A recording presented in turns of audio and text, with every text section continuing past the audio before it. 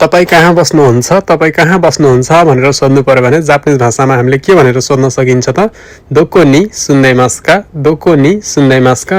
सुन्दैमास्का को अर्थ हुन्छ तपाई कहाँ बस्नुहुन्छ। कृपया मलाई हेल्प गर्नुहोस् भनेर कसैसँग सहयोग माग्नु पर्यो भने वातासी वा तासुकेते कुदासाई भनेर हेल्प माग्न सक्नुहुन्छ, रिक्वेस्ट गर्न सक्नुहुन्छ। वातासी वा तासुकेते कुदासाई को अर्थ हुन्छ कृपया मलाई हेल्प गर्नुहोस्।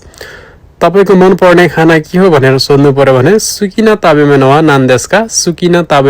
नान्देस्का।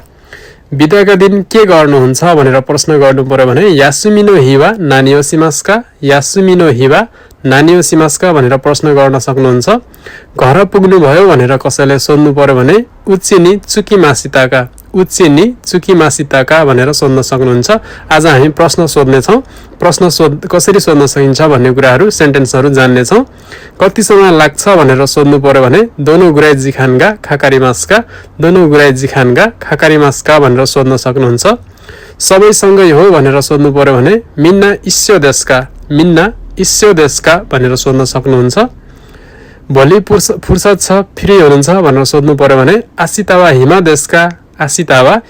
देशका भनेर क्वेशन गर्न सक्नुहुन्छ। आज धेरै चिसो छ भनेर भन्नु पर्यो भने केवा तोत्तेमो सामोइदेश तोत्तेमोले धेरै भन्ने अर्थ जनाउँछ। के म यहाँ बस्न सक्छु भनेर रिक्वेस्ट गर्नु पर्यो भने कोकोनी स्वात्तेमोइदेस्का के म यहाँ बस्न सक्छु भन्ने अर्थ लाग्छ।